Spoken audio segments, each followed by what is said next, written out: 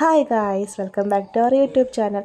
അമ്മ ഓമയ്ക്ക പറിക്കുന്ന തിരക്കിലാണേ. ഇന്ന് അമ്മയുടെ ഒരു സ്പെഷ്യൽ ഐറ്റമാണ് ഓമയ്ക്ക, അതായത് പപ്പായയൊക്കെ ചെത്തി ചെറുതായിട്ട് അരിഞ്ഞ് അതിനാവശ്യത്തിനുള്ള കൊച്ചുള്ളി, പച്ചമുളക്, ഇഞ്ചി, വെളുത്തിലൂടെ അരിയണം.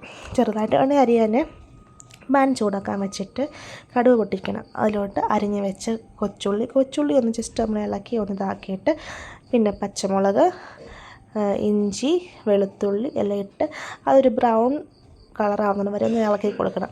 അതിലോട്ട് കുറച്ച് കുരുമുളക് പൊടി, കുറച്ച് മഞ്ഞൾപ്പൊടി, കുറച്ച് മുളക് പൊടി, കുറച്ച് നമ്മുടെ മല്ലിപ്പൊടി ഇട്ട് നല്ലതായിട്ടൊന്ന് ഇളക്കി യോജിപ്പിക്കുക എന്ന് പറയാം.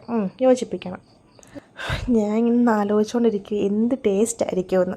അത് നമുക്കാണെങ്കിൽ അരിഞ്ഞ് വെച്ചിട്ട് ഓമയ്ക്ക ഇടാം കേട്ടോ. ഓമയ്ക്ക ഇട്ട് നമ്മളൊരു കാര്യം ഇടാൻ മറന്നു പോയായിരുന്നു, തേങ്ങാക്കൊത്ത് ഇടുമ്പോൾ ഒന്നുകൂടെ ടേസ്റ്റ് കൂടും കേട്ടോ. തേങ്ങാക്കൊത്ത് അല്ലെന്ന് കരുതി തേങ്ങാപ്പീര ഇതായിരിക്കില്ല കേട്ടോ, കുറച്ച് തേങ്ങാപ്പീരയും വേണം. തേങ്ങാപ്പീര ഇട്ട് നല്ലതായിട്ടൊന്ന് ഇളക്കി, അപ്പം തന്നെ നല്ല മണം വരുന്നുണ്ട് കേട്ടോ. ഒന്ന് ഇളക്കി എല്ലാം യോജിപ്പിച്ചതിന് ശേഷം നമുക്ക് കുറച്ച് ചിക്കൻ മസാല ഇട്ടിട്ട് കുറച്ച് വെള്ളം വെള്ളം ഒഴിച്ചൊന്ന് മൂടി വെക്കാം നമുക്ക് കേട്ടോ. നല്ല ഗായ്സ്, നമ്മൾ ഉപ്പിടാൻ മറന്നുപോയി, ഉപ്പിട്ടിട്ട് വേണമായിരുന്നു കേട്ടോ.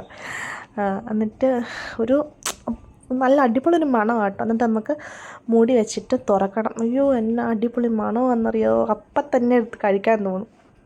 സൂപ്പർ മണം കേട്ടോ.